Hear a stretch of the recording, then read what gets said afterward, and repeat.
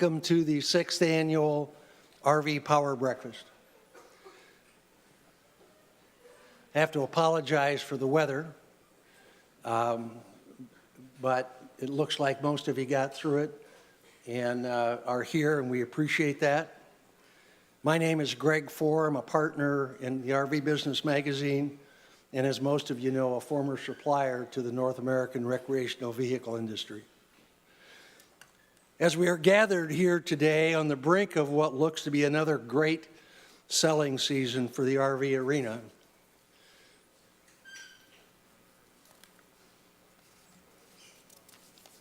I've had this problem before. The industry in March shipped more than 50,000 units for the first time ever, an impressive feat coming on the heels following 8 consecutive years of growth in the wake of the Great Recession. Behind this recent run-up in sales, from all we can gather, is the fact that the industry has clearly tapped into a remarkable wave of new buyers of all ages and ethnicities, thanks in some part to RVA and RVDA's National Go RVing marketing campaign. Another factor in the recent surge is the ongoing drive by RV builders and suppliers to develop innovative new products that have captured the eye of U.S. and Canadian buyers in a really big way. Whatever's behind it, as dealers have been telling us, a wide demographic of new enthusiasts, from millennials to boomers, has decided that camping in tents, yurts, park models, tree houses, old vans, and conventional RVs is perceived today as viable and trendy. As a result, many public and private parks and campgrounds in the U.S. and Canada have seen unprecedented traffic, and we'll let Toby O'Rourke, one of today's speakers, tell you more about that in her review of KOA's 2018 North American Camping Report. Of course, all this growth has presented the industry with some challenges with regard to workforce training, employment, product quality, and service across the board. We're also facing incredible inflationary pressures, as are other facets of the economy. So here we are in the second quarter of 2018, on the cusp of Indiana's primary elections next Tuesday, at the 6th annual RV Power Breakfast, where our job this morning is to help bring you and us up to speed on an array of topics and trends that ideally will help make all of us more competitive and more knowledgeable in the year ahead. Toward that end, we welcome you on behalf of the Breakfast Organizing Committee and the sponsors. Our sponsors today are, in alphabetical order, Airxcel, Cummins, Dometic, Forest River, KOA, RVIA, Spartan Motors, Thor Industries, Wells Fargo CDF, and Winnebago Industries. Let's have a round of applause for our sponsors.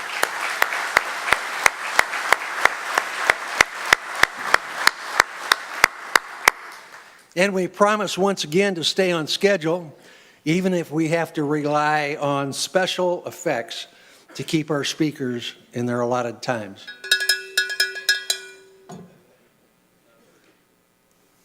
Thanks, Bob. Now, unfortunately, we don't have time today to mention all of our headline-making attendees and speakers here at the outset, including an impressive array of local elected officials from Elkhart, Goshen, Middlebury, Napanee, Wakarusa, LaGrange, Millersburg, and Elkhart County. But some of them you'll be hearing from in a few minutes. Suffice it to say that we're extremely grateful for all of you and for what you do at the state, local, and national levels on behalf of the American and Canadian societies and on behalf of the RV industry in particular. So let's get on with it. First up today, Pete McCown, President and CEO of the Elkhart Community Foundation. A former educator and administrator, Pete oversees a foundation with an endowment of some $300 million in annual grants and scholarships of about $25 million, that in so many more ways than you can count has been a boon to this community. Ladies and gentlemen, please welcome Pete McCown.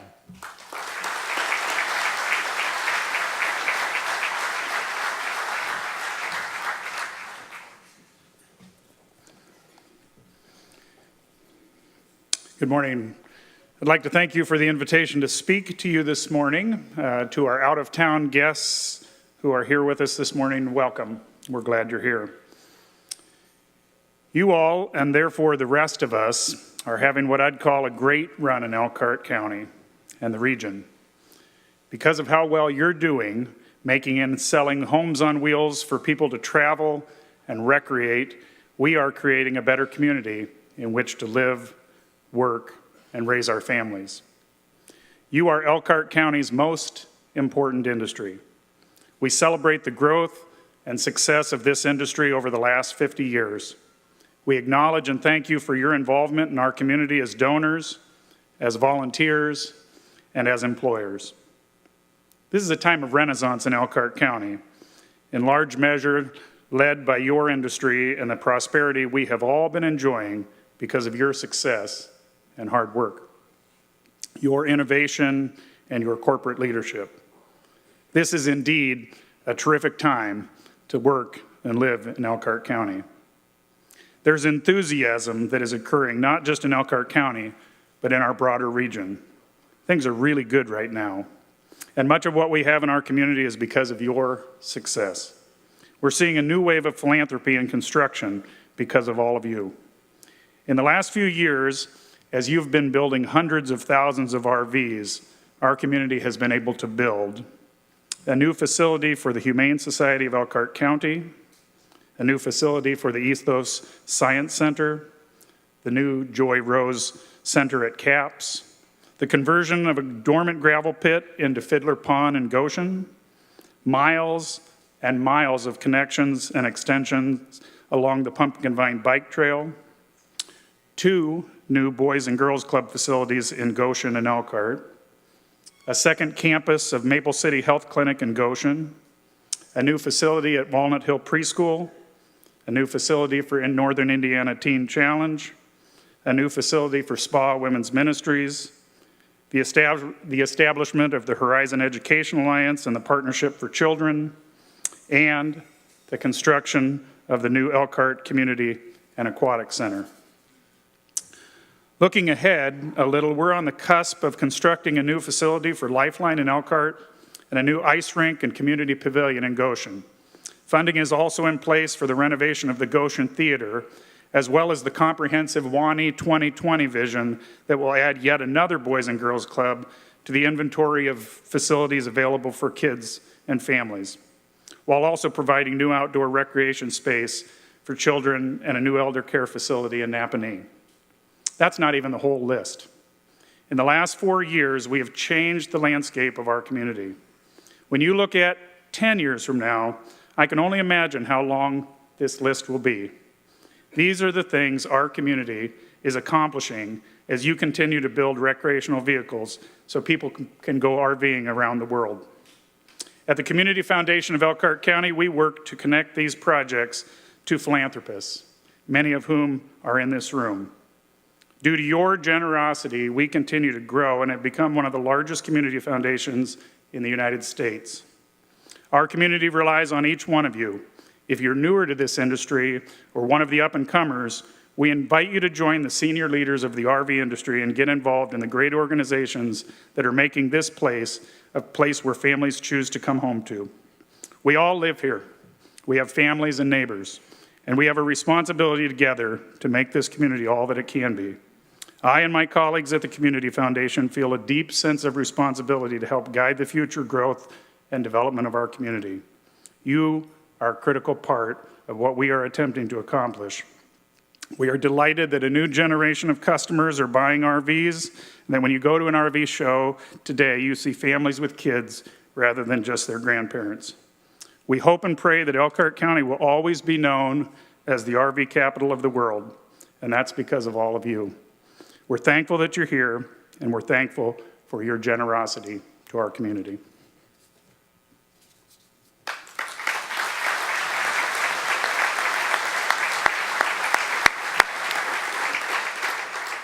Thank you, Pete, for getting our meeting started this morning and for those kind words for the industry.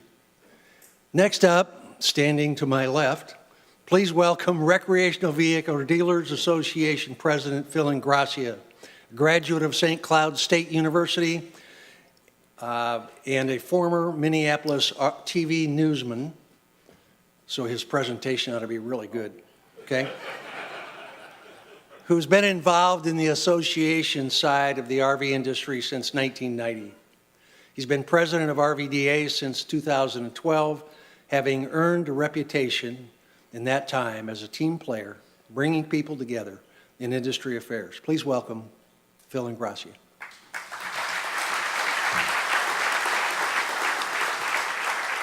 Good morning, everybody, and thank you, Greg and Sherm, for organizing this great event. I'm here representing U.S. RV dealers, and with me today is my chairman of the board, Tim Wegge, Burlington RV in Wisconsin, and my first vice chairman is here as well, and he's with Crestview RV, Mike Regan. RVDA represents 90% of the motorhome dealers in the U.S. and over 80% of the travel trailer dealers in the U.S. And I want to tell you that they are your partners. They're your business partners every day. And you see a lot of them here during open house, but what they're really trying to do is partner on all types of things, including repair events and the cycle time that we need to improve as we work together to serve our end-use customers. RVDA is also a partner in the Go RVing Coalition, which has helped bring millions of more people into the RV lifestyle, and we're really working hard together to make sure that we have a growing industry for the future. As we talk about facility expansion and you move around Elkhart and you see all the things that are happening here, I also want to assure you that the nation's RV dealers are working very hard to expand their facilities. When you drive around the country, not only are you seeing expansions of existing RV dealerships, but you're also seeing expansion in service capacity. New service bays going up all across the country to serve our customers. So as we work together to serve the customers, I just want you to know that the nation's RV dealers are here to help you and to serve our joint customers as we move forward. Thank you very much.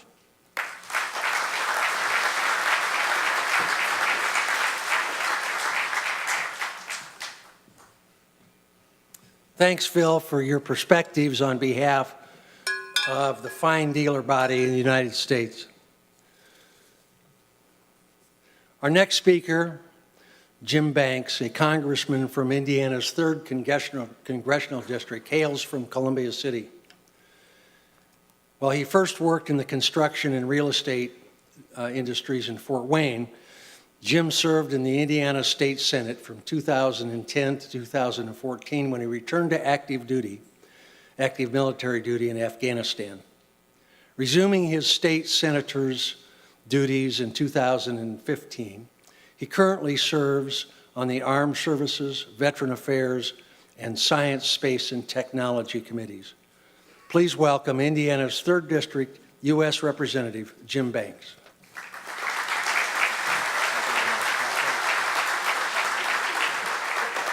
Well, good morning. It is so good to be with you once again today. It is an exciting time in America to be a part of the United States Congress. When I ran for Congress, I ran on a platform of protecting the American dream. And when I look out on this crowd today, I see what the American dream is all about for each and every one of you and the thousands of employees that are represented by the businesses in the RV industry in northern Indiana. But let me tell you, the American dream is alive and well in the United States of America today as we work hard in Washington, D.C. to pass legislation like the tax cuts and tax reform legislation that has moved this economy forward in a way that we haven't seen in a generation. But today, I know my role. I am the warm-up act for Congresswoman Jackie Walorski, so I'll be brief. I have served in Congress for a year and a half, and it's a very difficult job to be the warm-up act for Jackie Walorski. I also see a number of distinguished friends. Elkhart Mayor Tim Neese is here today. I see the hardest working state senator in all of the Indiana State Senate, Ryan Mishler, who is in the room with you today as well. My distinguished colleagues on the other side of the building, Senator Todd Young, and on the other side of the building and the other side of the aisle, my friend Joe Donnelly are here, and they will have a lot more to share with you as well. But I am honored to represent the northeast corner of the state of Indiana, which represents a significant portion of the RV industry. It seems like it is a regular occurrence in my office to have RVIA in our office educating us on the important work that's being done in your industry and important pieces of legislation moving through the Congress that are important to you. I know that all of you support RVIA, but they do a tremendous job educating me and my colleagues on what's most important to you in the Congress. So we're here today to listen and learn from you. We're proud to represent you, and it is a great honor to be with you again this morning. Thank you, and God bless.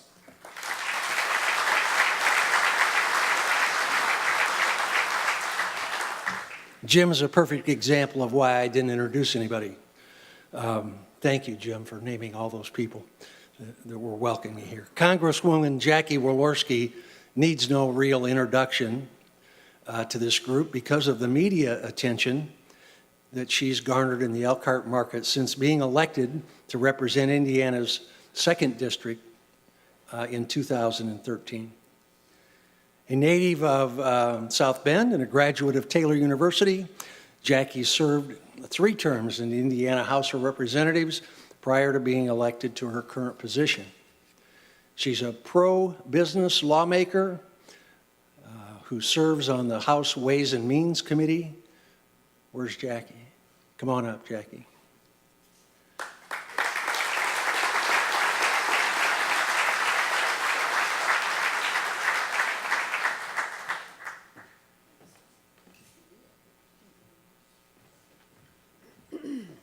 Good morning.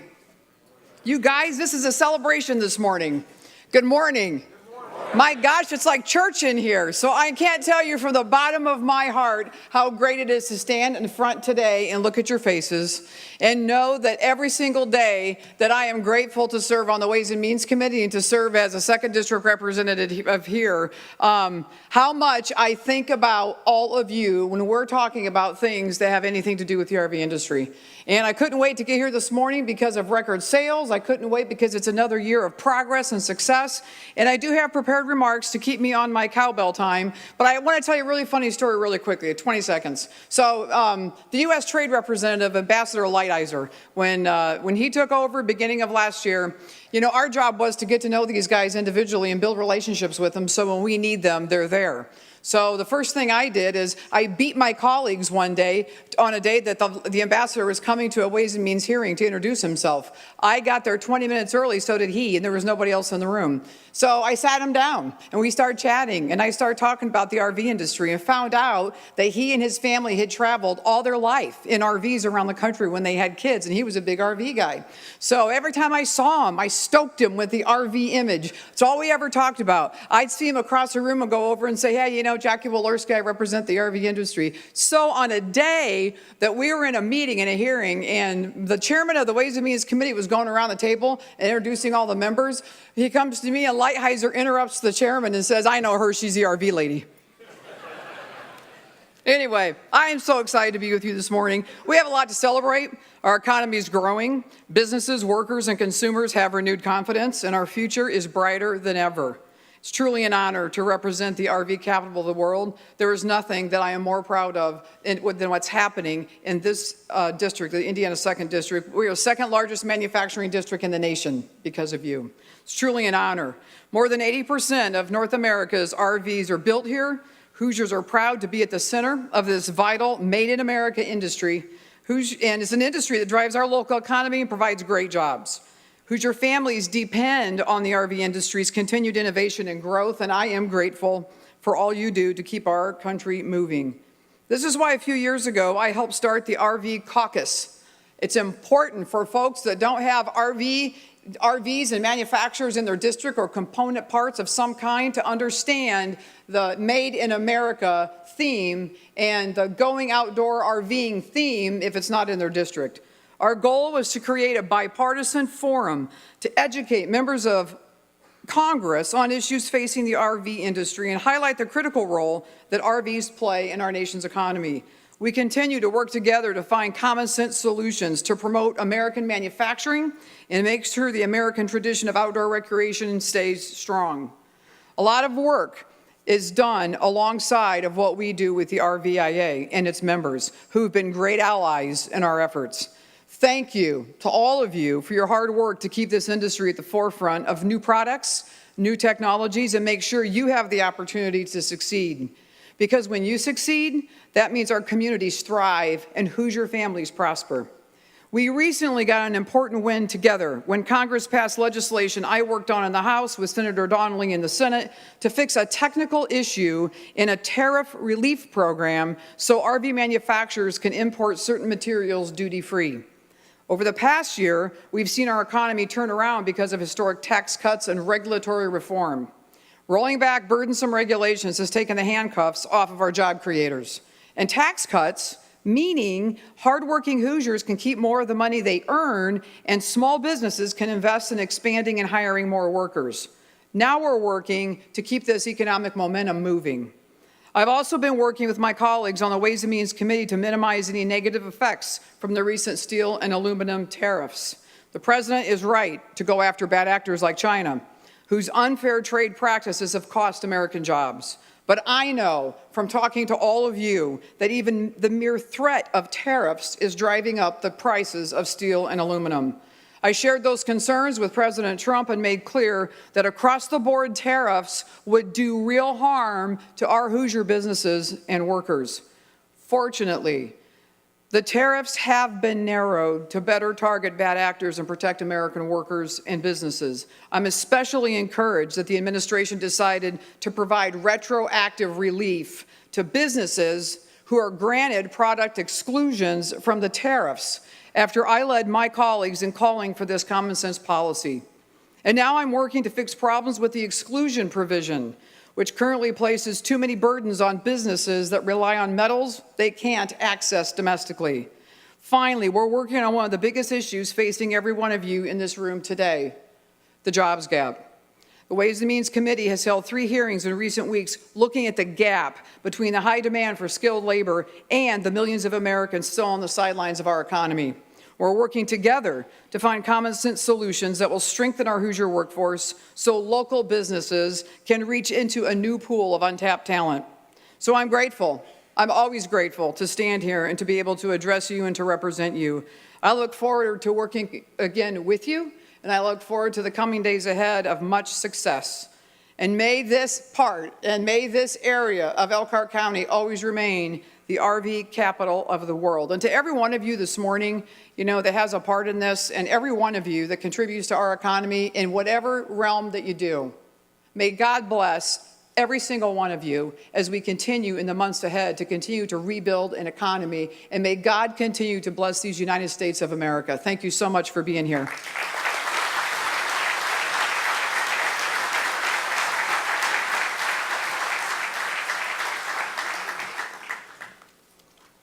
Little second wind after that, Jackie. Thank you.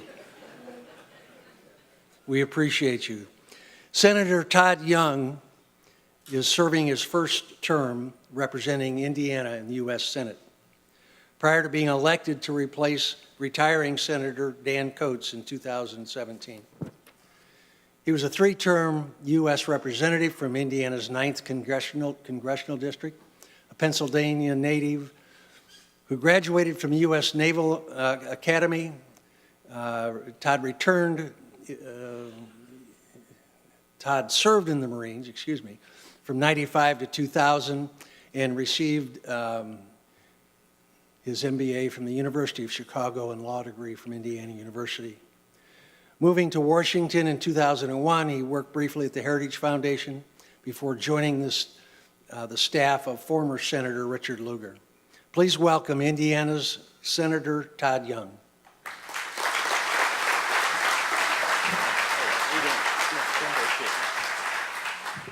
Well, thanks so much for that introduction. It's great to be with the titans of the RV industry, and I can't tell you how much pride we have in the state of Indiana to have this annual power breakfast here.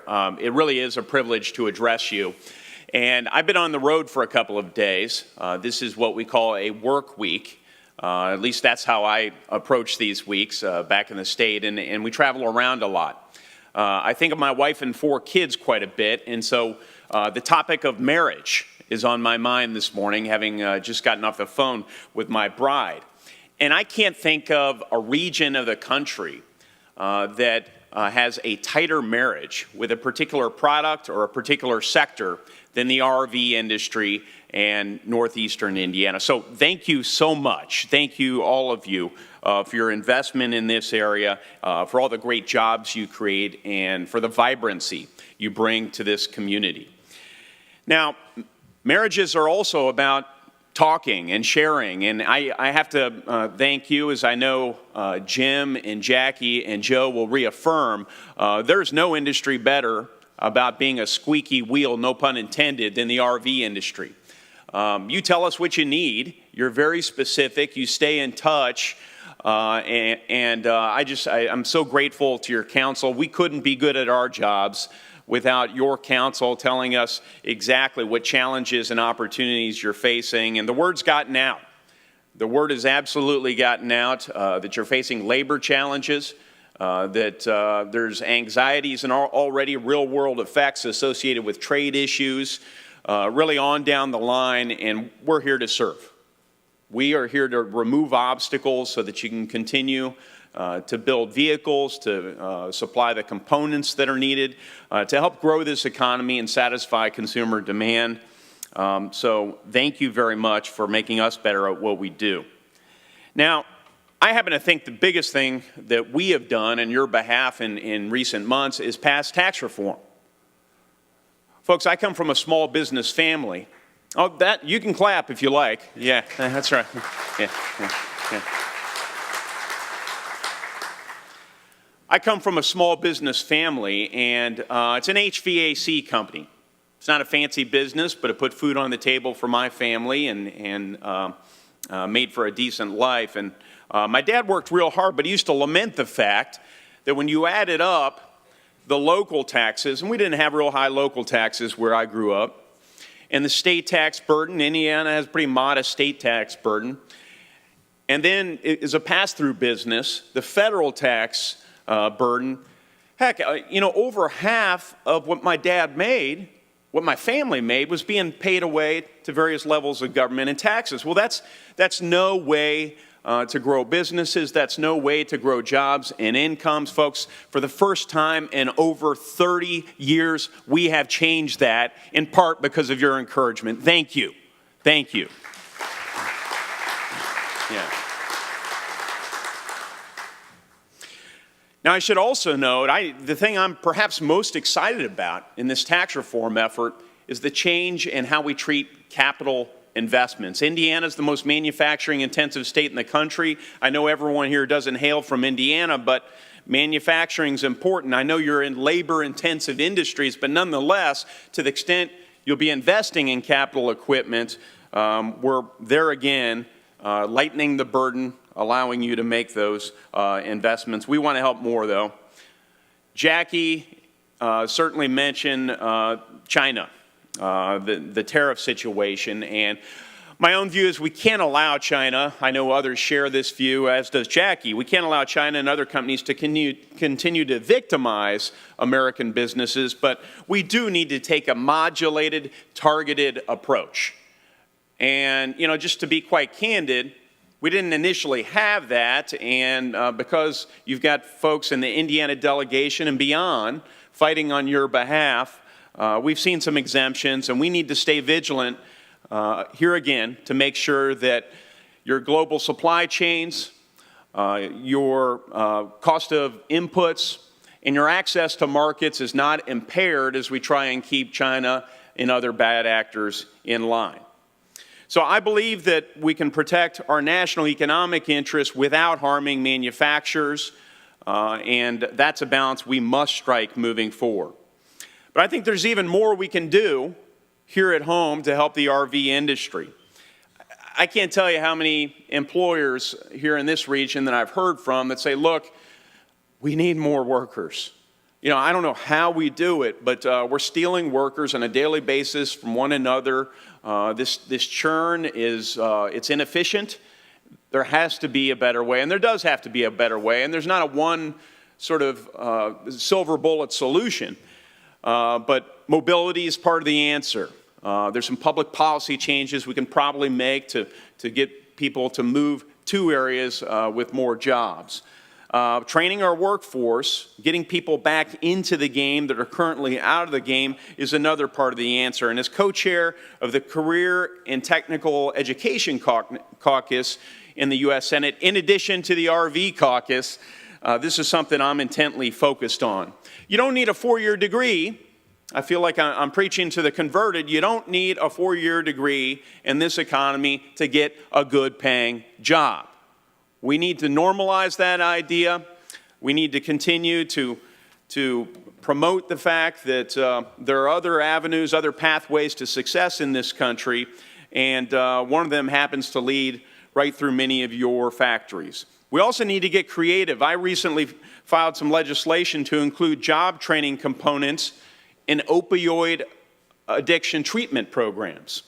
So when Hoosiers and other Americans recover from opioid abuse, I want them to immediately be able to hit the ground running, to find work, to add the sort of dignity to their lives associated with providing for their own families and participating in their own communities. And finally, I've learned this about traveling around in RVs, and I've traveled around in my share. I have to say, Joe's is really nice out there. But half of the fun is the journey in an RV. The other half of the fun, of course, is the destination. We have to invest in both things. We need highway infrastructure that makes our cross-country journeys smooth, easy, comfortable. We don't want to be dodging potholes all the way, so that's one real point of emphasis. We also need to invest in the destination, our national park system, for example, so that stay is enjoyable. Secretary Zinke, I know, is going to be making an appearance today if he's not already present, and I'm really excited that he's visiting with us because I happen to believe he's doing a wonderful job stewarding our national parks, and I'm ready to support him along the way. And if he's not in the room right now, I hope others will echo to him that right here at home in the state of Indiana, we could start to make some improvements with respect to our national parks. I'm eager to make Indiana Dunes our next national park, and I'm equally as ready to make the Lewis and Clark Trail start where Lewis and Clark actually started in southeast Indiana. So as you continue your meetings today, I just would encourage and invite all of you to contact Jackie, Jim, Joe, or myself whenever you need anything, as you've always been so good to do. It's really a privilege and an honor to represent you. God bless you.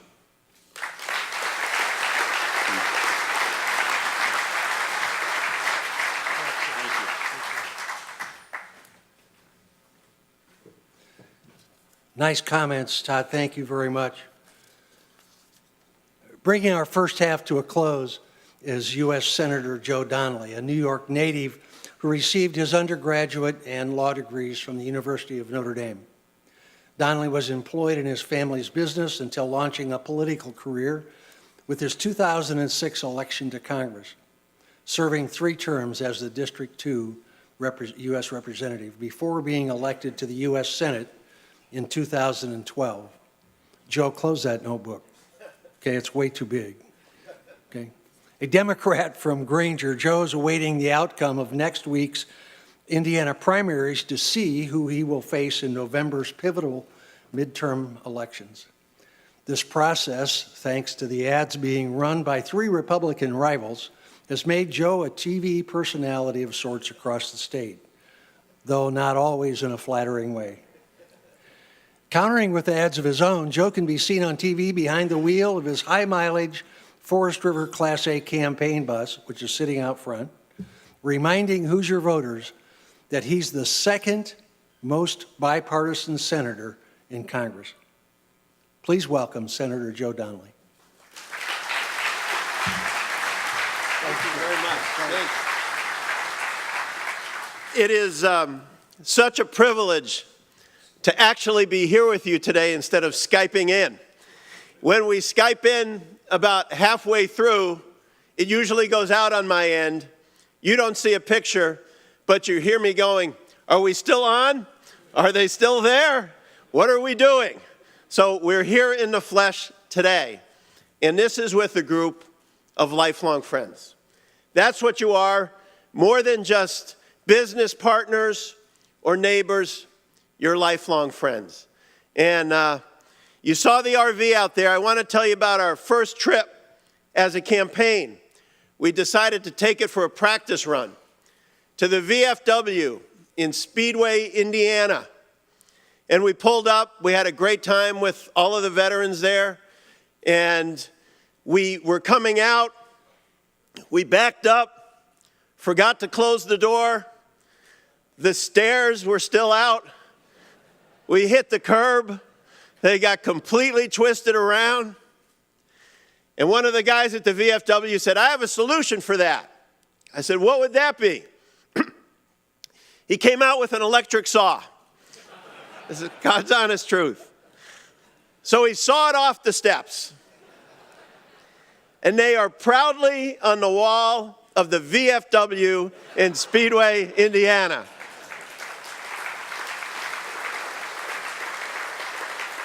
So Jim or Todd, whenever you go there, I signed them.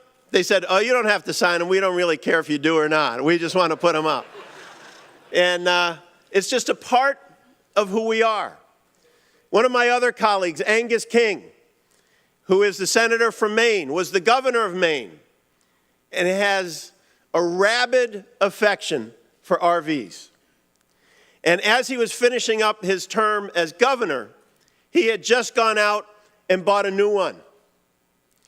And he said, "I want to take her for a spin."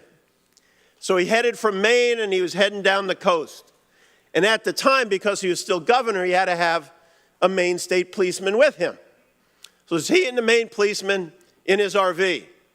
And as you head down 95 on the East Coast, he said, "I'm going to take a journey over here." And he went off into some of the suburban roads up near Connecticut. And some of them are cars only. But a governor from Maine does not know they have cars only roads in Connecticut. And they have bridges that are about, 8, 9 feet high. So he's touring along and telling a story and telling the policeman how much fun they're having, at which point the policeman screams at him, "There's a bridge ahead, you're going to kill us." Angus was telling me he was going to be the first governor whose last day was also his wake as well. So he went flying off a side road at the very last second up the exit, and the policeman looked at him and said, "Thank God you're only governor for like 4 more days." But he is also, for everyone here, he is in the market for a new RV. And he is very excited about it. He's gone over, he's shown me the list, the different comparisons of length and features. And he said, when you come back this year with the RV, he wants to be there with you in the parking lots. And we're so blessed to have Jackie and Jim and Todd here who help with putting all of that together. And he wants to be part of making sure that every member in the Senate comes through your RV. He's talked about having ice cream out there for them as an incentive to bring them through. And I said, you are so excited. He said, I'm thinking I'm going to meet a dealer. And when I meet that dealer, he's going to like me. And when he likes me, he's going to give me an extra discount. I said, not in this market, man. That ain't happening. So we are blessed to have local officials and state officials with us and so many wonderful federal friends.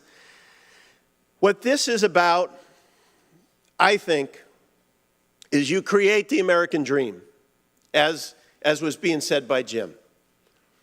That for that family that works really, really hard, I happen to be the grandson of immigrants.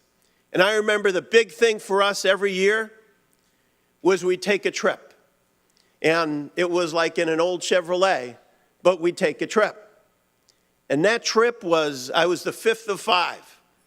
So I was always in the middle, in the back seat, which is not the prime spot in a car. But you think now of every family doing this in an RV together, creating stronger family bonds, creating the opportunity to see this amazing and beautiful nation.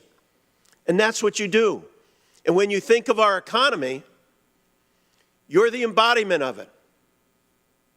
I was in Chicago yesterday, and I was meeting with some folks on economic issues. And one of them came up to me and said, you represent Elkhart, don't you? I said, I live right next to Elkhart. I'm about a 10-minute drive away. And they said there was the most amazing article just recently about Elkhart, about how if the whole country had that spirit, the economy would be like a rocket ship. And it's strong, don't get me wrong. But they said it reflects all the good things about this country. I said, darn right it does. Hard work, entrepreneurship, creativity, drive, determination, amazing work teams. And all of this combines to make it so that when you go down the block, that family that has a house, they have that because of their job. And that job they have gives their kids the chance to get a good education. And that education gives those kids a chance to have an amazing life as well. It's a virtuous circle that you've created. And when we were in the tough times, I'll never forget more than anything, all of you saying, Joe, we'll be back. This is a dip. We'll be back. We'll be back because we never, ever give up. And that's who you are.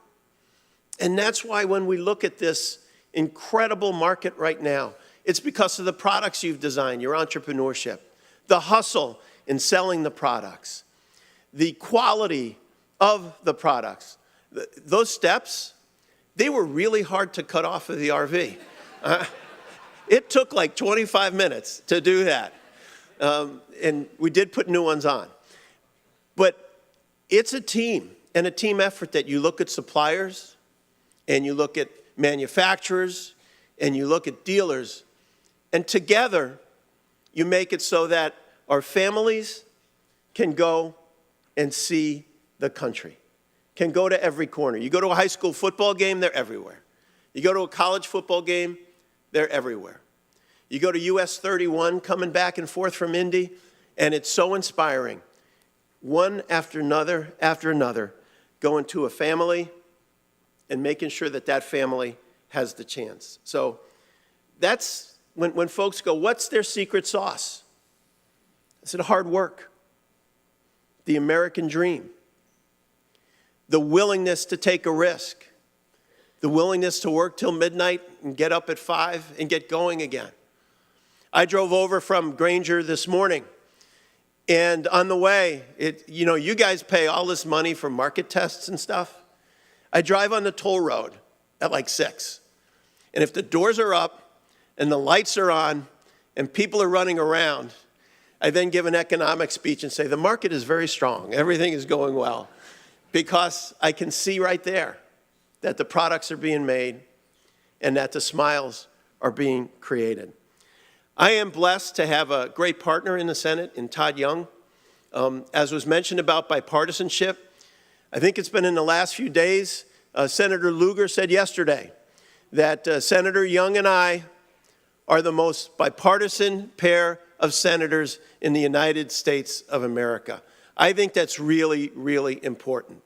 Our job isn't to be D's, or isn't to be R's, isn't to be red, isn't to be blue, is to be red, white, and blue, so that everything we do, every decision we make, is based on what strengthens our country, on what strengthens our future. And we work with a wonderful congressional delegation as well, and a great state and local team. And together it is, how do we make it so that we can keep this going? Because one of the most solemn obligations I have is to make it so that this America we hand off, it's the promise, is in stronger, better shape for the next generation than it is for us. That each generation as it moves forward has a chance to do that.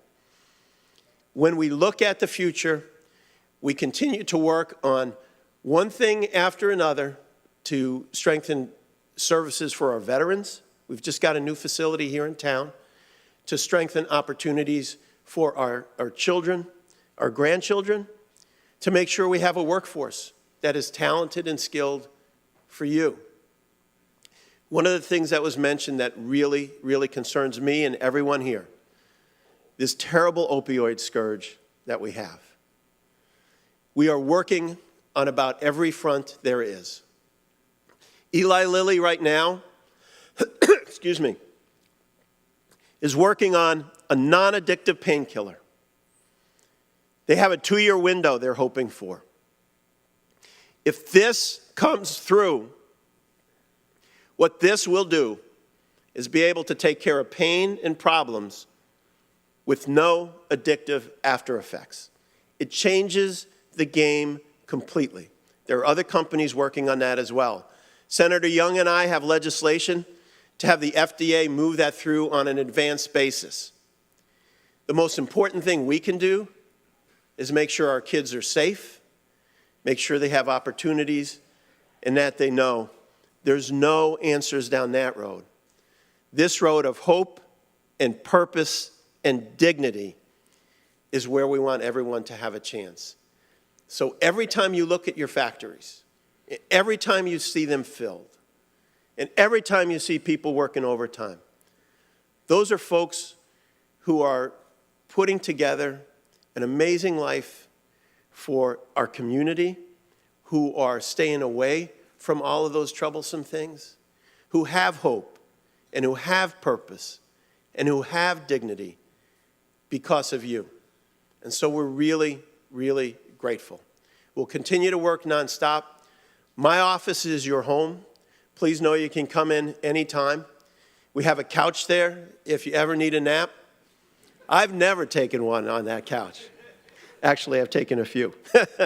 But it's a place for you to come, make phone calls, know you have friends, and know this. Everywhere around Washington, when the RV industry is mentioned, there's smiles. Everywhere around America, there's smiles. When we're riding in our RV, people beep their horns and wave at us and say, "We love the RV." I lean out the window, I say, "How about me?" They say, "We love the RV." So to all of you, thanks. Thanks for your friendship. Thanks for all your kindnesses, and I look forward to working together with you again. Take care, everybody. Thank you very much.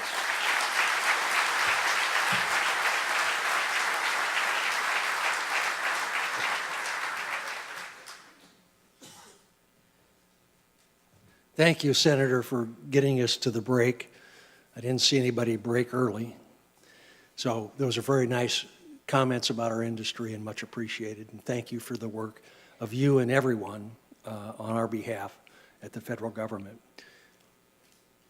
Now it's time for a 15-minute break. I would ask that you try to be back in your seats by 8:25. Okay, so we'll get the second half underway. Thank you.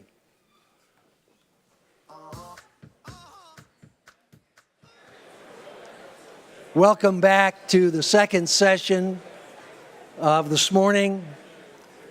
Starting us off with their latest consumer survey is New Campgrounds of America President Toby O'Rourke.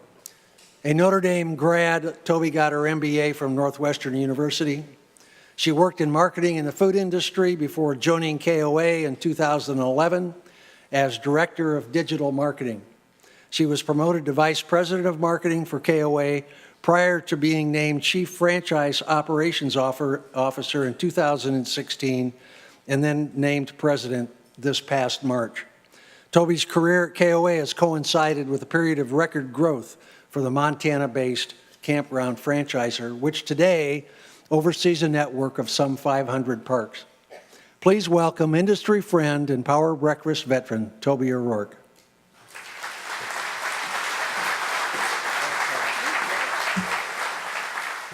Good morning. Thank you, Greg. Thanks, Sherman, for having us and everyone at RV Business. I will say of everywhere I speak or event I go to, this is the one where the men's room exponentially line is much longer than the ladies. But I would say it seems a little more even than it was last year, but then someone pointed out to me that they changed one of the women's rooms to a men's room. Regardless, do we have my slides? There we go, there we go. But no, we're really happy to be here at the campground business. We feel very happy to be with our friends in the dealership side and the manufacturing side as we all work together to bring family and friends together in the outdoors, which, like Senator Donnelly said, is really what we're in the business of doing, which we feel very happy to be a part of that and here today. I'm going to talk today a little bit about how we can continue to shift our business forward. We all know you guys are having record numbers. I'll share some of ours here in a minute, but we have to keep on it, right? We have to keep thinking ahead. There was a, if I can advance the slide, there we go. There was a report in Forbes at the end of last year, I don't know if you saw it, talking about hot entrepreneurial trends. They actually could search different databases of information and pick out keywords of new startups that were starting. So there was 4 main industries that were flagged as being hot entrepreneurial trends for 2018. First of which, cryptocurrency, right? No surprise. Cannabis and things related to the pot industry. Augmented reality and virtual reality, probably no surprise there. And alternative travel, specifically terms mentioning RV, camper van, van rental, were up 27% last year from the year before. It's a hot industry that a lot of people are jumping into. We all know your numbers are high. Other indicators of strong growth are what we see from campers. 77 million households consider themselves active campers. We know that from research. Of those that are camping every year, 39 million households are camping every year, and that's a 20% increase from just a few years ago in 2014 when we started the study. So as you can see, up and up and up, more people coming into this activity. Others indicators of growth would be our numbers at KOA. As we said, we're the world's largest network of campgrounds with over 500 campgrounds in the US and Canada, so we're a pretty good indicator of how the campground business is doing. We've had 70% cumulative growth since 2012. Our business is also growing, matching patterns similar to yours. Other things I like to look at as terms of how our business is thriving is capital investment in our parks. Last year, we had 2,500 new sites developed on our campgrounds, another 2,000 sites improved. Just in the year to date, as of 2 days ago, there's been 800 new sites added or improved on our campgrounds. So we're continually investing in our parks and making them better. But we want to keep shifting ahead, and I think what's driving all of these trends and all these numbers going up are a lot of shifts we're seeing in camper behavior. We publish this, the North American Camping Report, every year, and that's what I'm here to talk about today. And a lot of the things we're seeing and we're feeling in our business are resulting from trends we're seeing that come through from this data report. I've talked about them here before. Mike Gass talked about them last year, so I'm going to hit the highlights really, really quick, and we can get into some guts. But more people. Like I said, 77 million people are camping. We estimate 6 million new households have come into camping just in the past few years. Not only are more people camping, they're camping more often. There's been a 63% increase in campground or in households that are camping 3 times a year. So more frequency, which is very, very positive. They're younger. 75% of camping households are millennial or Gen X. 75%. And they're also more diverse. If you look at just all the new campers that came into camping last year, 49% were multicultural. There's a lot of new people and a new face of camping. But to keep shifting ahead, I think we need to take a look at these trends and think about how we shift our thinking about how we market to these consumers and how we design our products and design our experience. Usage truly does inform design, and there's a lot of little nuggets of things in the data that I wanted to highlight that I think can get us to think a little bit differently. The first of which, I'm going to point it this way. There we go.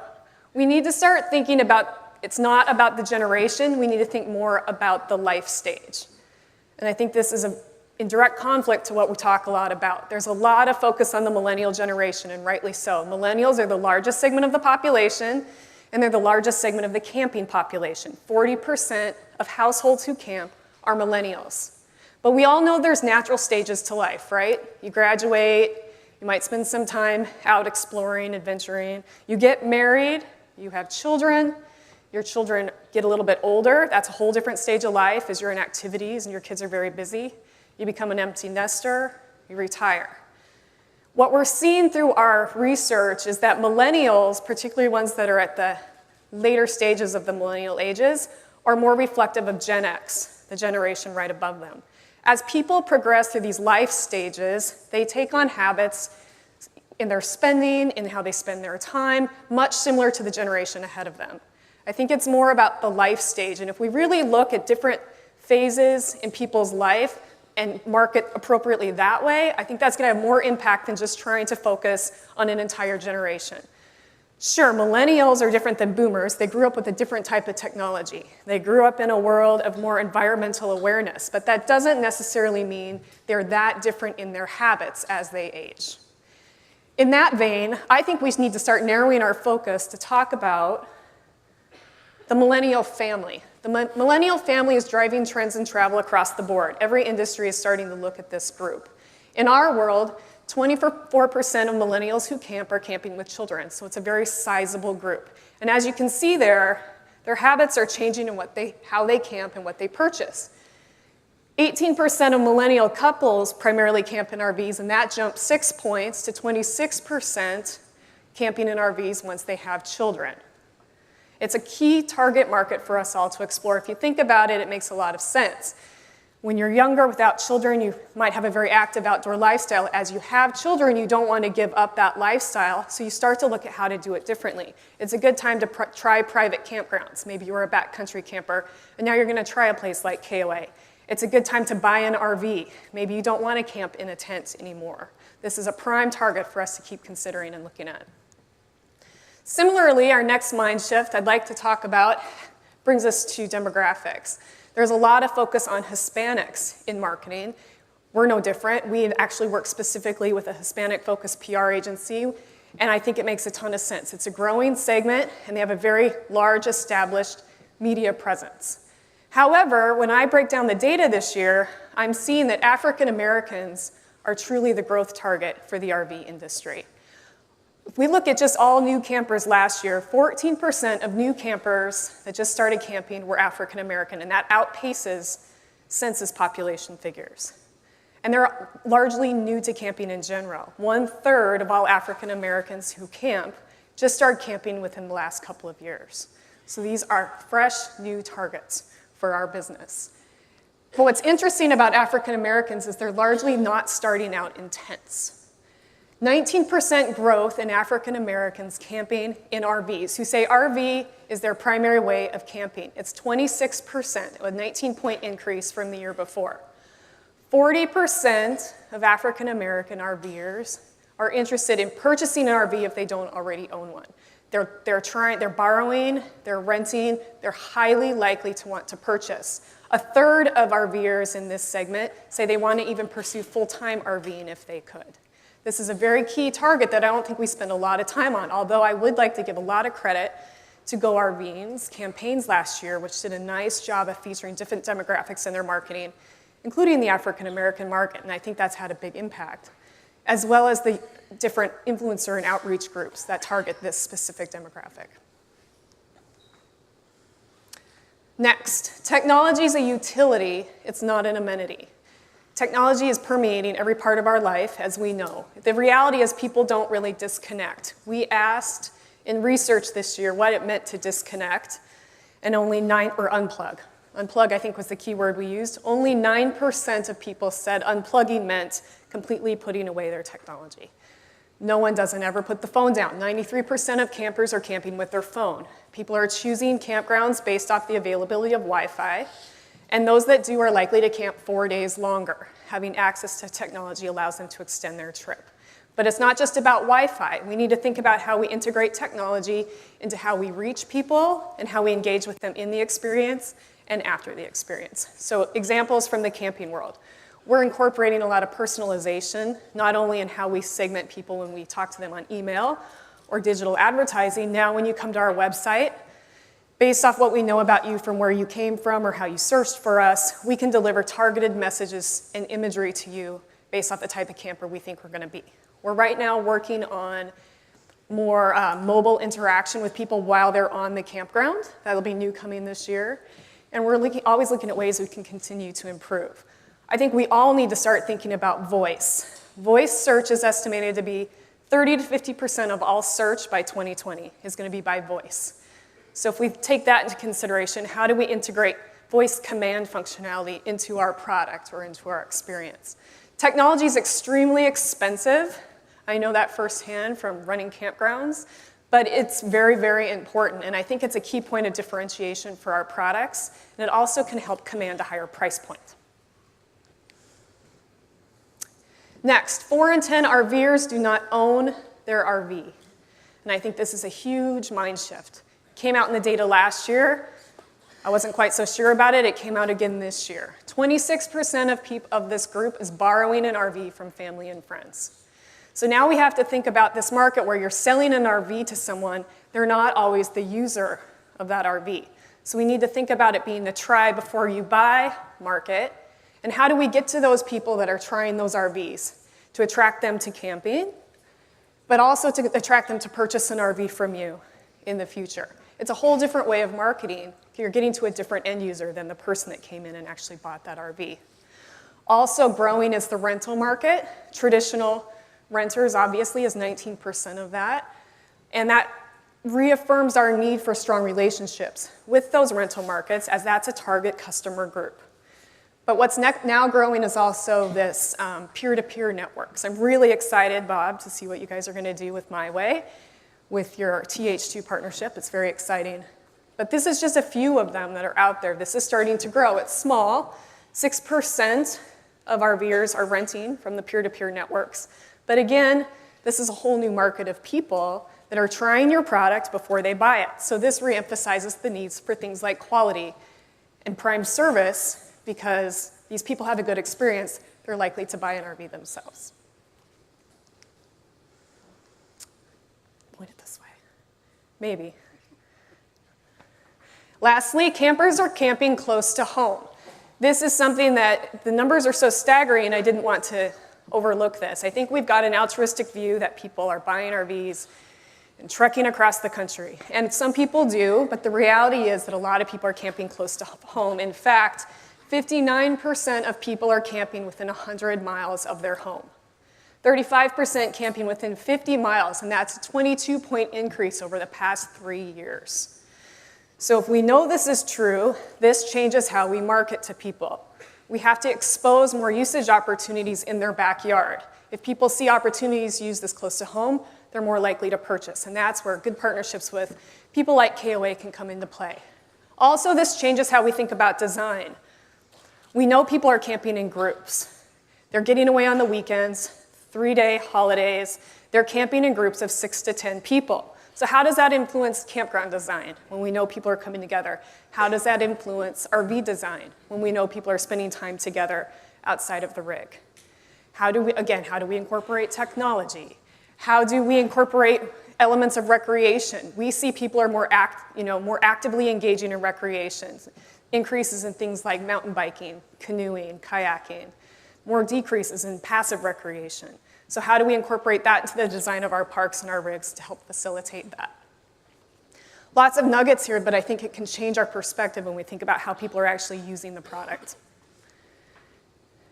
So shifting ahead, there's lots of opportunities for us here. This is just a handful of little nuggets out of the research. If anyone's interested in reading it, you can get it at the KOApressroom.com, or obviously get in touch with me or Mike Gast, who's here, and we can get you a copy of it. We're more than happy to dig into it. I think ultimately there's ways for us to keep advancing our business if we keep looking at our customers differently. We're very large monolithic industries, the campground side and the RV manufacturing side, but we're not immune to disruption. And the key is to keep disrupting ourselves in order to prevent that and to keep being innovative. There's a natural marriage between campgrounds and RVs, and I'd like to propose that we get more aggressive about working together in areas like technology, on campground and in rig, and how we reach these new demographics, African Americans and Hispanic. We didn't even talk today about the Asian segment, which is also exponentially growing. How do we reach younger generations and influence them?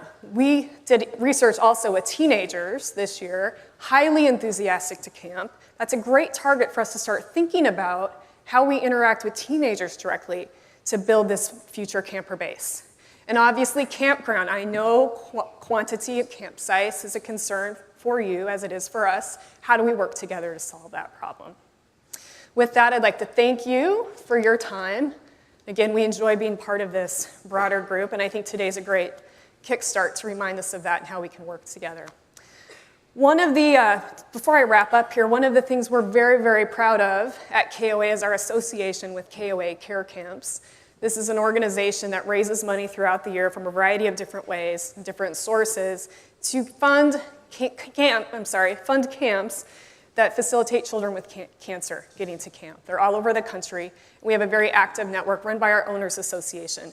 And after I spoke a couple years ago, we started to see a lot more participation from the RV industry, which we've been very thankful for. And I think at this time, Sherman wants to do a check presentation. I don't know where Sherman went, but I'd invite up Wade Elliott, who's the chairman of Care Camps. Maybe Sherman's coming, maybe he's not, but I believe Bob Martin is also coming up. Here he comes. Okay, great. And I'm going to hand that over to him.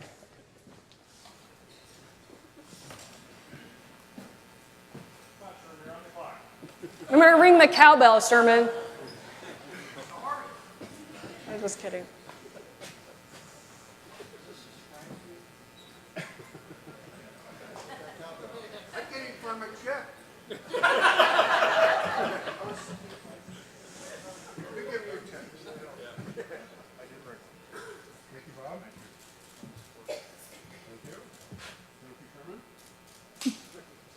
Thank you. Thanks for everybody.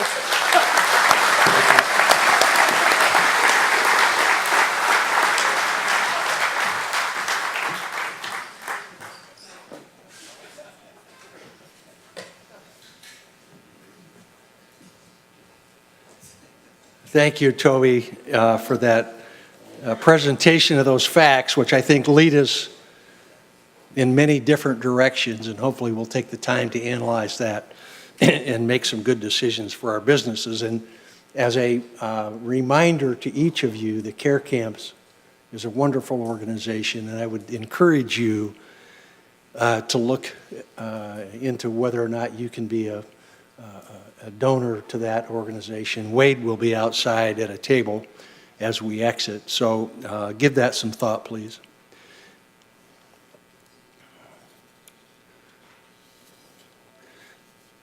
The Recreational Vehicle Industry Association has been widely viewed as an essential institution in our industry for decades. Over time, the DC-based trade group has organized its advocacy efforts based on the board of directors' leadership to meet current industry needs and challenges to the benefit of its North American membership.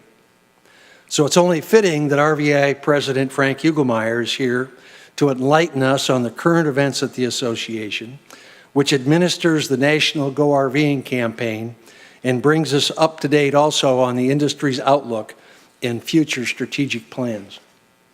Frank joined RVIA in 2015 after 14 years as head of the Outdoor Industry Association. Frank has been a key player in forming the Outdoor Recreation Roundtable, bringing together a wide variety of recreation-related associations and companies that participate in outdoor recreation, so they can work together in a united front and collectively promote recreation throughout the country. Please welcome Mr. Frank Ugelmeyer. Thanks, Greg. Good morning, everyone.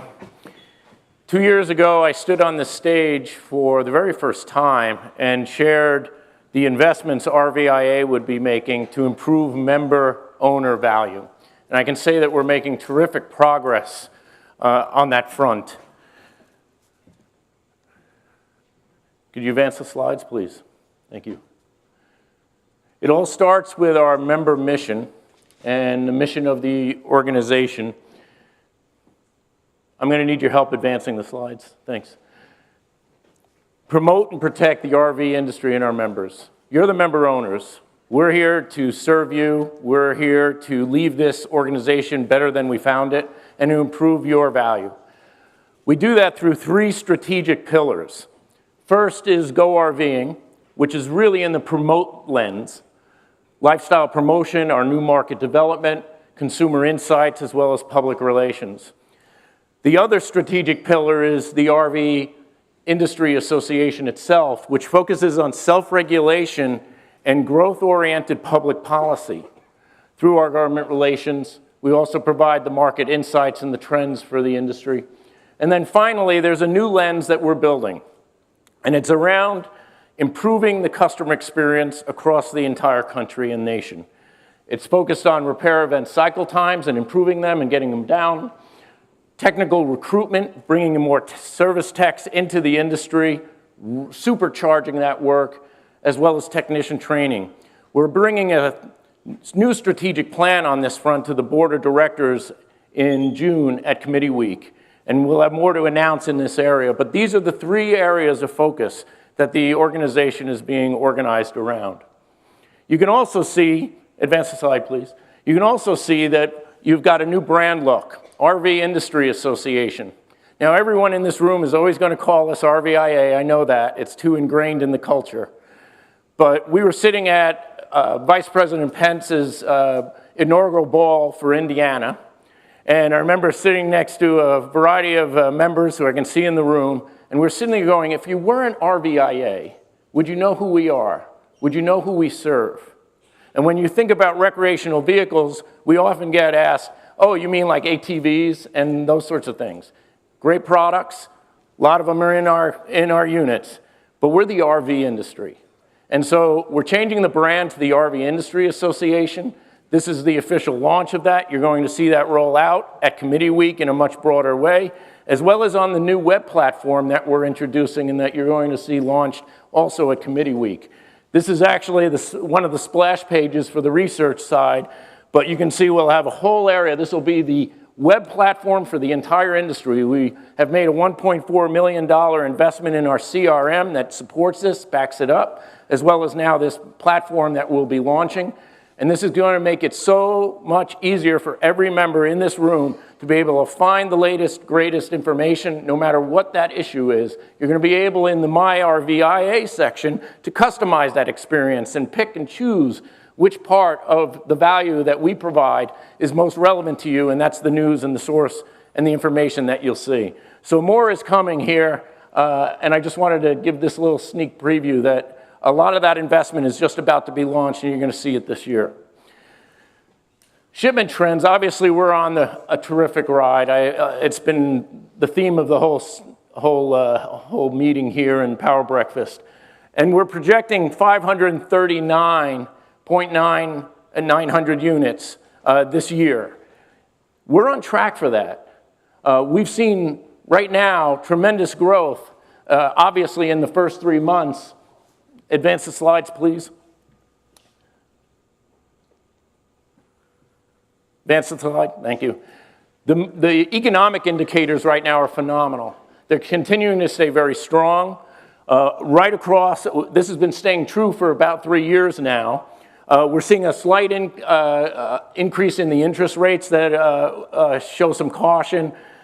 We also are seeing fuel prices start to eke up and just potentially a little bit. But the real story here is, to point out, is the car and light truck sales. If you go into that area right now, we're seeing significant growth, over 13%, across all of the crossovers and tow vehicles within the country. We're seeing more tow vehicles in the last 3 months come in, and they're keeping pace with the growth of the industry. So more customers are ready. Toby has already shared that there's more customers coming into the market. The market is swinging right into the RV industry, and we're very well positioned from an economic standpoint. And the tax cut obviously is going to help fuel that even more. The business is strong, and the business is positive, and our outlook is positive. We have a record March, over 50,000 units for the very first time. Those are up 13.4% over the prior year. 10 out of the past 12 months saw shipments over 40,000. Prior to 2007, we had had only 2 months in our history that were over 40,000, and those both came in 2016. 2016, we saw 2 40,000 shipment months. Now we go into 10 over the course of the 17, and we're continuing that trend clearly right into 2018. And we're seeing those new tow vehicles come in, and we're seeing that similar growth keeping pace, and that's very important so that we know that there's more units out there to take care of the new RVs. And we're seeing RV as a lifestyle choice become an American choice across the industry and within the consumer base, which brings us to the Go RVing campaign and what we've been doing there and what you can expect to see coming forward. Right now, everybody gets excited when we see the big Super Bowl or World Series ad, and I do, I know, or at college football, whatever that is. But that's not what's driving really the business right now. It is the micro-targeting that's really moving the needle in our industry. The team is looking at each of these segments and micro-segment demographics, and Toby explored many of them that she's looking at, and we're doing the same. And Go RVing is executing on that front. That's what's moving the meter. We have to speak to each of these audiences and meet them where they are, and we're doing that, and the team's doing a terrific job. We're also growing the digital investment. That's now 60% of the investment coming out of Go RVing, and we're expanding our consumer research. Everyone in this room can expect to see a path to purchase report that comes out this year. How are consumers changing their path into purchasing an RV? We know it's changing, and we know each of these micro segments are taking a different path. And again, Toby's research just validated all of those comments that I just made. So that expansion in consumer research is a very important part of helping our members understand how to touch these consumers and helping dealers be able to take actionable steps and providing them the tools to be able to meet the consumer where they are. And we're going to do something new that we've never done, and that's really around kicking off the RV travel and camping season. No one owns that. We should own that. And that was largely what was behind the decision, hit the slide please, of introducing RVX and moving that, our national show, rejuvenating it, getting it away from being redundant to the open house and making it the kickoff, the sell-through show of the industry, which is really what it is. Slide. Salt Lake has been announced as the first destination. It's March 2019, and I'm excited about this because if you've not been in this market, they are incredibly supportive, and they get RVing because they're one of the key destinations for RVing in the entire country. You've got the 5 iconic, what they call the Big 5 in Utah, and they're also building an entire road to the Mighty, which is a RV travel path to get to the Mighty 5 around their entire state. Visit Utah spends 10, 20 million a year just on their marketing and around this area. And so they're the perfect partner for us to begin to celebrate. Here are the greatest, newest products on the market that have been introduced at Open House and at RVX. And here's where you can go to do that. And we can excite the market in a way we've never had right at the beginning of camping season. So the kickoff to camping season is RVX. It's March 12th to 14th on 2019. And it's to showcase the RV lifestyle and the hottest and most innovative products, RVs, and the trends. And we're going to be broadcasting this to millions of Americans through media partnerships that Go RVing is going to facilitate.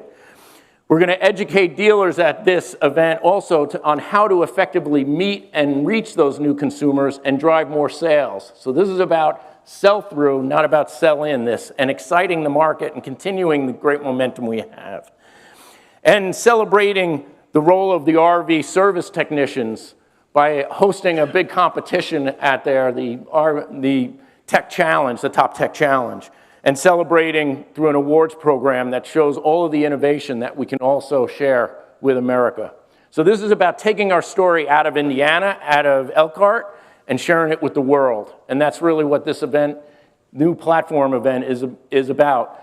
And we're going to go on a PR tour on the back end of that and promote the new products throughout the major markets around the country. All of this is being built right now by the events team, and we're well on our way. And I want to thank Troy for his great leadership as the chairman at Dutchman. Troy, where are you? Raise your hand. You're somewhere around here. Well, I want to just thank you for all your leadership because he's been working very hard with the committee to make this work. The last piece I want to share, and this again is an opportunity to work with Toby and KOA. The governor of Utah was very excited about us coming into and hosting the new show platform in Utah, in Salt Lake City. We went to him and met with him to ask whether he'd be interested in a strategic partnership in terms of the launch. If we could create the RV campground of the future, would he be interested in doing that on the road to the mighty in all of these wonderful destinations?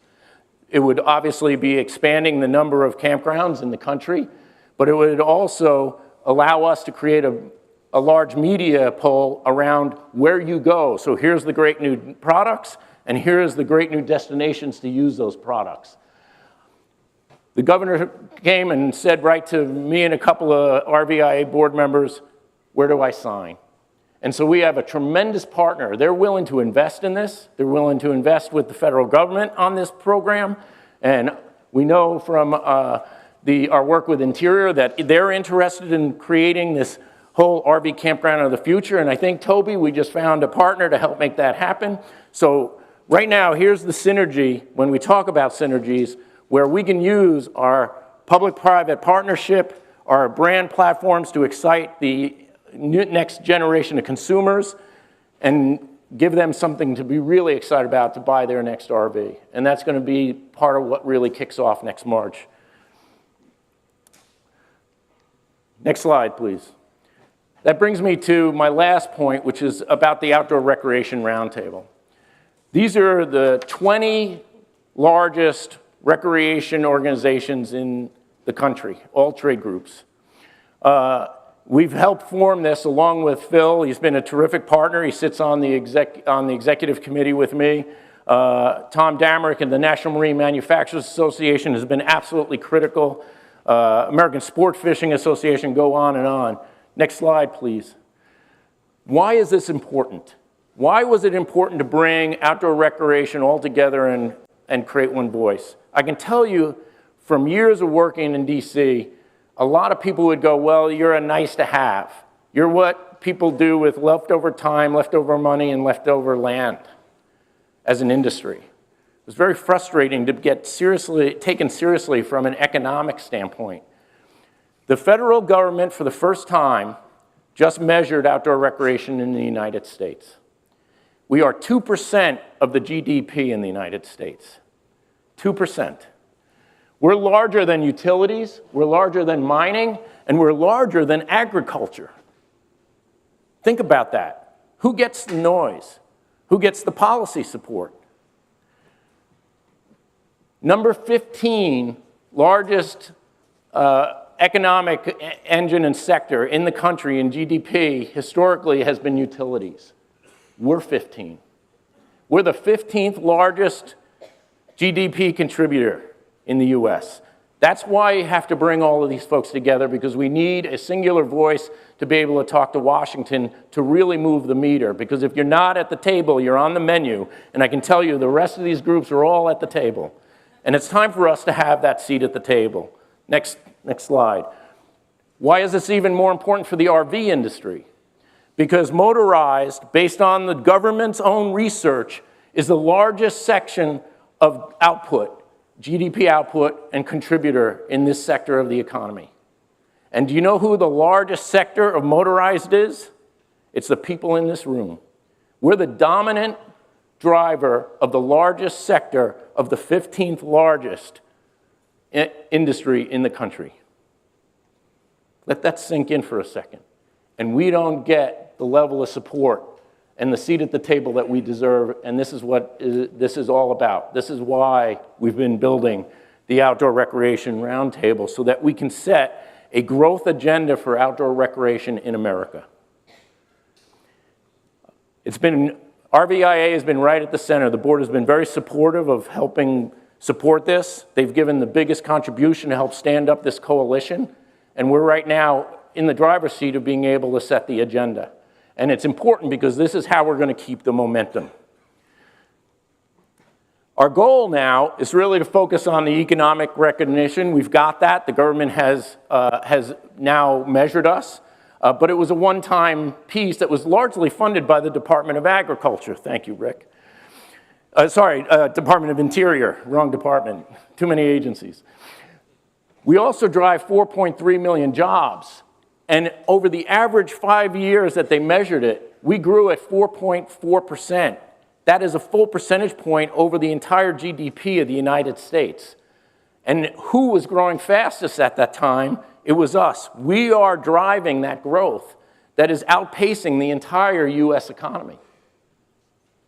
We have the data now that we can go into the offices and provide that. That's very, very powerful from a lobby tool. And when somebody is coming out with us now at our Advocacy Day, which is in June, we're going to be able to arm you with data that you've never had that just shows how strong and powerful this industry and how important it is for the future growth of outdoor recreation in the entire country. We need to prioritize recreational access through a lot of public policies through these years, and we've talked about how campgrounds have been underfunded or declining. That's because we were not organized. That's because we were not saying we need more campgrounds. We're a big industry. We're a major economic driver. We deserve this. We're providing the money to be able to pay for those additional funds. So when you're closing a campground, it just doesn't make an economic sense. Remove barriers for private investment, because there's never been more time in the public sector to make investments, and it's a time-proven path to be able to grow national park infrastructure and other campground infrastructures around the country. And by creating that collaboration with the federal partners, we've got that relationship where we're bringing business leaders who are entrepreneurs and know how to grow businesses and know what we need to grow that business. We're going to be then driving and setting that strategic agenda. That's game-changing. And obviously, we need sustained use of our nations and public lands for this industry to be healthy. So it's critical for us to drive each of these, but it is all larger than just the RV industry ourselves, which is why we needed the entire group to come together, because we can't fund it ourselves, nor should we. But we should be, because we're the largest sector, we should have the largest voice and the biggest seat at that table. And we do. Which brings me really to our next speaker, and Secretary Zinke. He wasn't able to join us. He was pulled away by somebody who has president in his title, who sits in a big seat in Washington. But he is a true outdoor recreation champion. I couldn't be more excited to work with him and his team. They are so behind the RV industry. And Secretary Zinke himself is a huge champion for us. Very likely the the greatest champion that we've had from a recreation standpoint in the halls of Congress, in the halls of an administration in my career. Why do I say that? Well, first, the study just got completed, and Interior was the group that actually funded that study. Senior level, they just appointed for the first time in anyone's memory, someone who's focused, a senior level official just focused on outdoor recreation, and he's here today. So think about that, your largest economic driver and you have nobody thinking about outdoor recreation. It would be like having your largest product category and have nobody looking at it. It just wouldn't make sense because it's your economic engine within your business. He's also, the secretary just made a secretarial order which instructed all interior departments to draft a recreation strategy around access and new opportunities and to appoint someone who heads that recreation within that department. First time ever. Phenomenal. What a change. It's a shift from trying to stop people from going into the public lands to opening them up so that we're inviting them to have great experiences. That puts us on the trajectory for more momentum. It really does. It's game-changing. And this team is the one that's doing it. And finally, they formed the Outdoor Recreation Advisory Council, and they appointed 3 representatives from the RV industry to that 15-person group. So I can tell you right now, we've got unprecedented champions sitting in the administration, and particularly at the Department of Interior. But rather than make the next introduction, I'm going to let the big man do it himself. Roll the tape. Hi, I'm Ryan Zinke, Secretary of Interior. Made in America is more than 3 words and the tag of a shirt in a department store. It's our economic rallying cry as a prosperous nation. Here in Indiana, the RV industry is the pride of the region. Elkhart, Indiana is known as the RV capital of the world. This bustling hub of American manufacturing is responsible for 80% of the RVs produced in America. Here at Interior, we're proud to support our Made in America outdoor industries like RVs. Last year I hosted Jackie, my favorite congresswoman, in Washington to discuss the RV manufacturing in President Trump's Made in America Week. Outdoor recreation is an economic driver in America, accounting for $373 billion of the American economy in 2016. In addition, we know that public-private partnerships can improve our visitor experience on our public lands. The government should work together with industry to achieve the best outcome for the American people. Today, you'll hear more about Interior from my senior advisor for recreation, Rick May. Rick May is a 30-year veteran of the U.S. Navy SEALs who knows how to get the job done. God bless you, and please welcome Rick May.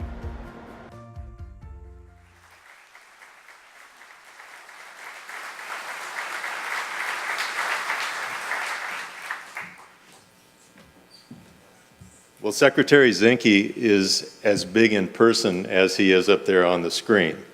I've actually known him for over 30 years, and we've worked together in very faraway places in Bosnia and other locations around the world, taking care of America's business. But we're not here to talk about that. We're here to talk about recreation today, and so I'd like to get started. And I'd like to start off with a story, and the story is about how the RV industry saved my life, and I mean that literally.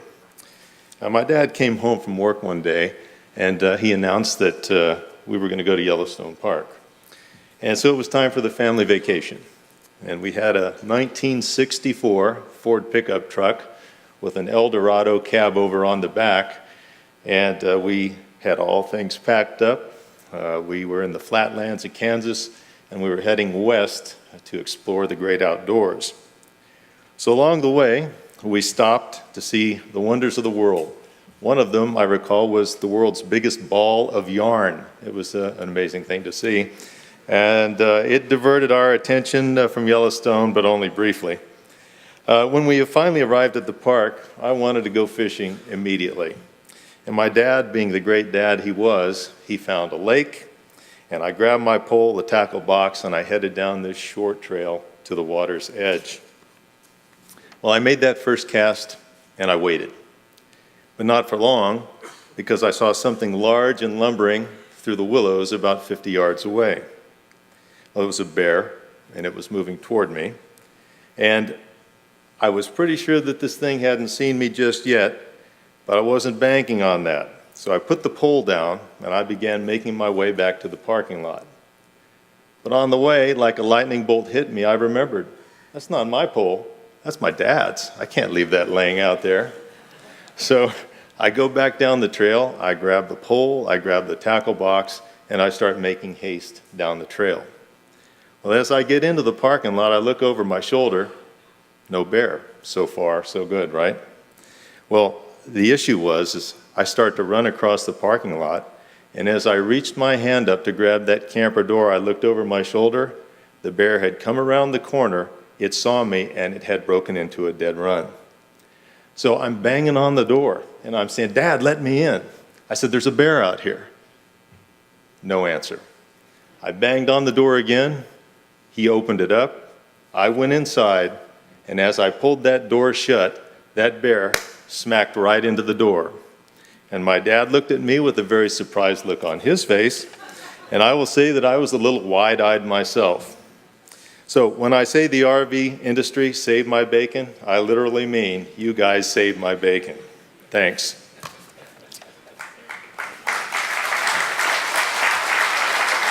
Thank you. Well, I also want to say thank you to the industry for helping us at Rocky Mountain National Park, or ROMO as we call it for short. Superintendent Seidels is here, and she runs the park out there, and I'll be bringing her up here in just a minute, as she wanted to give a personal thanks to the industry as well. But by means of introduction, I went to ROMO soon after I was appointed to my position at the Department of the Interior. I met with Superintendent Seidels, we toured the park, and I asked where DOI could lend a hand. And she looked at me incredulously, and she said, "Are you sure you're from the government? Because no one has asked me that before." And so the way I looked at it was this. Darla knows how to run her park better than anybody from Washington, D.C. And far be it from me to tell her how to run a railroad. She's quite capable, for sure. Well, by the time we'd finished our conversation, we had 7 or 8 items on the list that needed to be improved in the park. I asked her where she wanted to start, and because she is who she is, she takes care of her people, she said, "I want you to work on worker housing."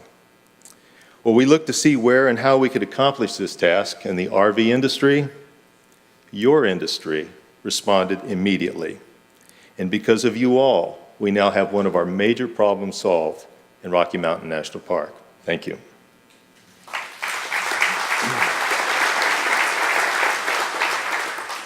So, to meet this superintendent, I'd like to invite her up here right now, and she'd like to give her personal thanks. Darla, would you please come forward?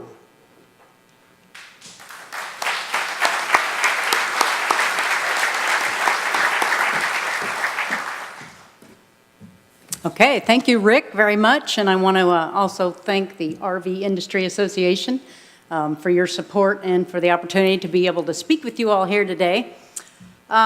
Just a show of hands, how many of you have been to Rocky Mountain National Park? That's pretty impressive, and I bet you millions of your customers have been there. We are not facing any kind of shortage of visitors lately to Rocky Mountain National Park.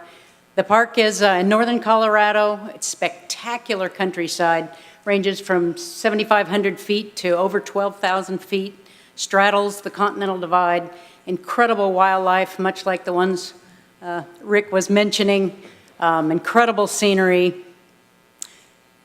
Last year we saw 4.4 million visitors to the park, and that's actually the 4th largest visitation of all national park units in the United States.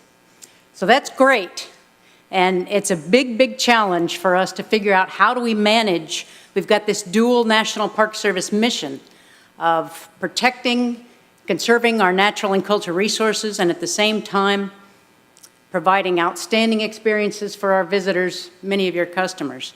So how do we do that? Like Rick said, something very, very important to me is taking care of our staff. I feel like if we take care of our staff, take care of our employees, provide them what they need, they in turn are going to do the great job that they were hired to do, which is to serve our millions of visitors. So, How do I do that? One of the things, like Rick mentioned, is housing challenges. A little bit different from maybe what the local area here is experiencing, but outside of Rocky Mountain National Park, Estes Park, Colorado, for any of you who have been there, much different situation. It's considered a resort community, right? So the median price of a house in Estes Park is $840,000. It's a little bit more than most of us can afford. So housing outside of the park is extremely expensive. There's not much of it, a lot due because of the Airbnb industry. Housing inside the park, we do provide some housing inside the park. It's very limited, and because the park was established in 1915, a lot of it is dilapidated. It's in poor condition. So we have this big housing shortage.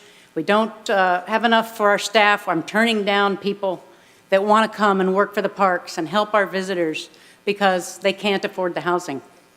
So when Rick came out to visit, one of our congressmen mentioned today the deferred maintenance backlog in the National Park Service. He asked about that, and I said, let me show you. And I showed him some of the examples of our housing, and I think I can say you were quite appalled.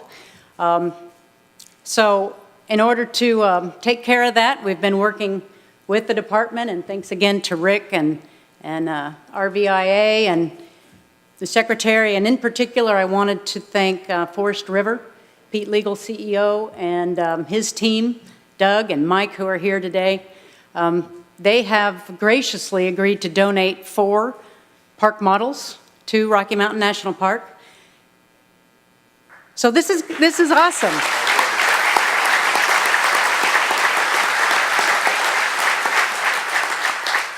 The great thing about this is people want these units. I mean, this industry is very exciting, especially to our younger generation. When I showed them some pictures of these park models, they're like, me first. I want to be in those. So this is solving a problem for us, a big housing problem for us, and just want to thank you for the gracious donation and the opportunity to speak with you all here today, and I'll turn it back to Rick. Thanks.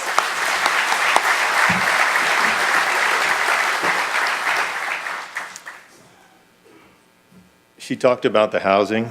The housing out there right now is tantamount to tool sheds. It's been around for so long, and really no one should be living in there. And again, as she said, thank you for your gracious donation here. So, why Rocky? There are more than 400 parks in the National Park System. Well, clearly, this place was chosen because of the progressive mindset of the superintendent. But it also had to do with the needs of that particular park. And as it turns out, with Darla leading the way, what we are doing is we are creating a template by which we can apply to other parks to speed this process to bring the parks up to where they need to be. So, folks, we're going to get to it, and we're going to get something done here. And while we welcome the assistance that the RV industry has provided, we are not looking to philanthropy to solve all of our problems. If the solution works for Rocky, we will have a way ahead, and problems in other parks will be solved in similar fashion. Other issues that we are dealing with are, but not limited to, the following, and these are not set in any particular order of precedence. Improving the reservation system. I think, as many of you know, if you go to Zion in the summertime, there's basically a conga line that's walking through the canyon. We need to do something about that. If we go to a national park, it shouldn't be like visiting the 405 freeway at rush hour. There should be a park experience, an ability to sit with nature and to be quiet if that's what you'd like to do, and to be undisturbed. We'll see what direction this all goes, but there are changes afoot. Innovative means of entering and exiting and seeing the parks. We have a lot of traffic that's inside these parks. What if we had an innovative way of getting people in and out so that they could enjoy the experience? Broadband, that was talked about a little bit earlier. What if we could have broadband in those parks where it makes sense? Right now we have laws that prohibit us from having broadband in wilderness areas, and maybe we need to stick to that. But certainly in the front country, it's something that we could do. And the big one, modernization of campgrounds and infrastructure. And this should, you guys should be saying, yes, this is what we need, because it is what you need. These campgrounds, I think the last one was built in 1966 to those particular standards. RVs have changed since then. The size, the power requirements, all of these kinds of things are very different than they were in 1966. So folks, we need to go to work, and we will. But where do we start? So I'm looking at the issue, and not just to parks to solve the problem. I'm also looking at other lands that DOI administers to help to solve the problem. Bureau of Reclamation, BLM. BLM owns huge parcels of land. What if we could put campgrounds out there? So we're working on those kinds of things as well. And I'm going to be looking to the RV industry to advise us, to partner with us on how we're going to develop that modern campground of the future. So speaking of the very near future, and as Frank alluded to, my office is beginning to build momentum.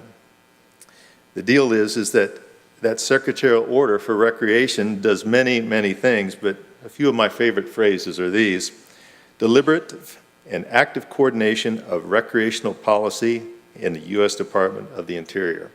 What that means, folks, is that puts me in charge of every outdoor recreational activity across the country, A to Z, archery to zip lining. The Secretary is expecting big things from me, and he's going to get them.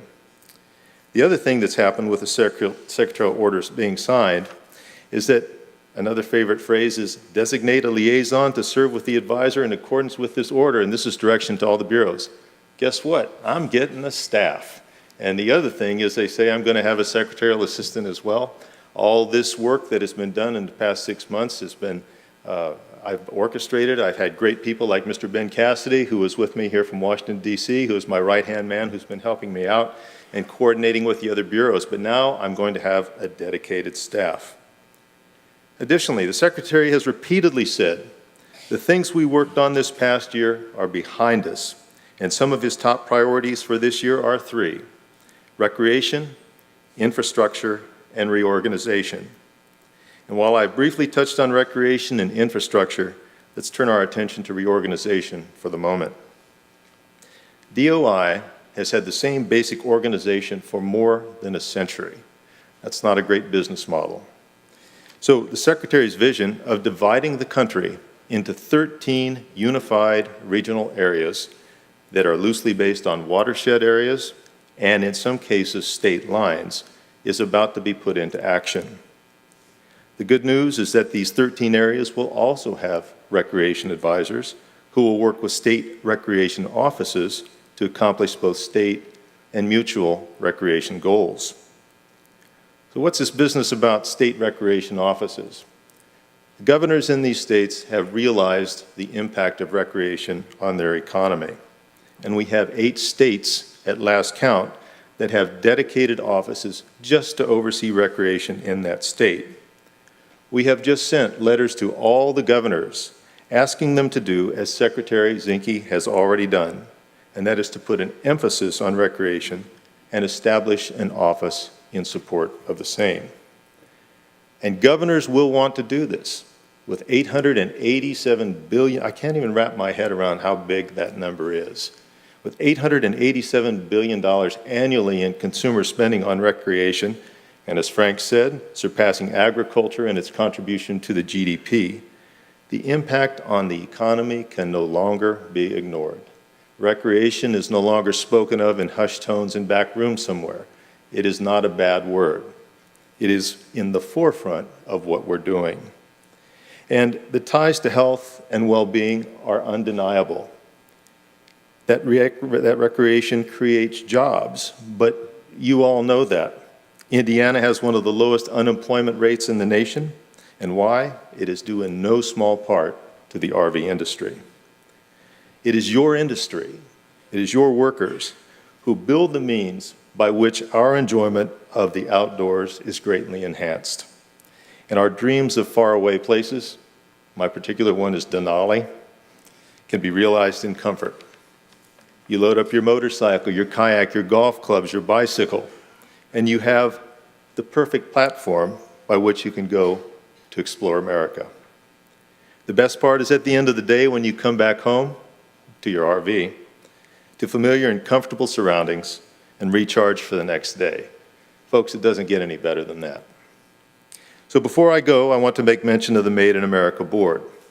This is a board made up of visionary people in the recreation industry, 18 in total, who will work with DOI to solve some of the most difficult problems we face as we move forward.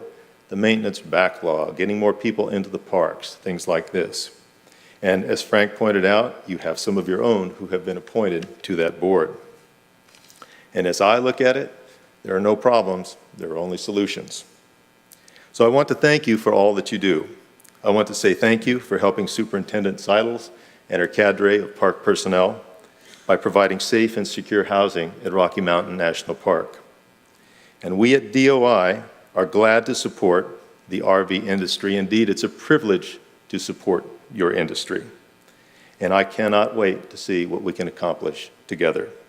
A special thanks to Frank and his crew. Frank, where are you? Thank you, sir, for all that you do. You guys are the best. Cheers. Thank you.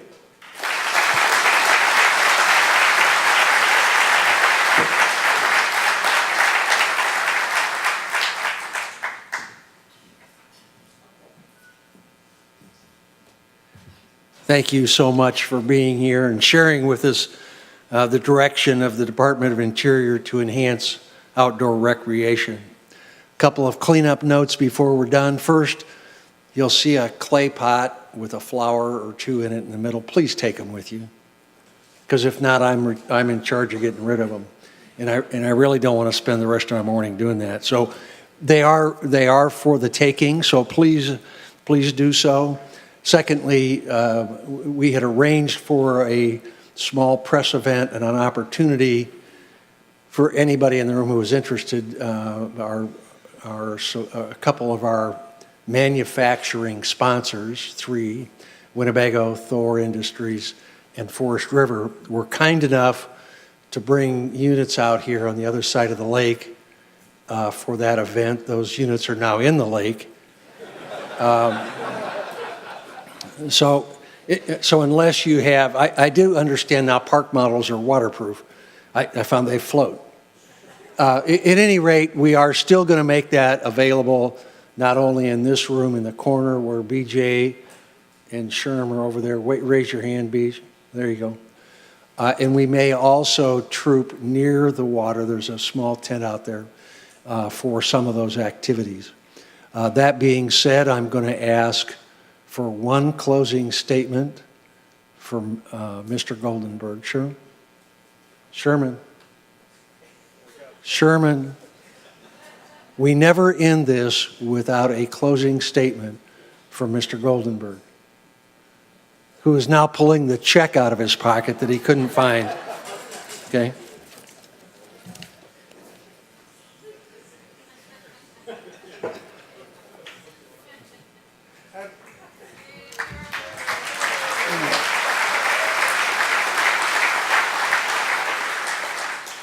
I'll be brief as ever.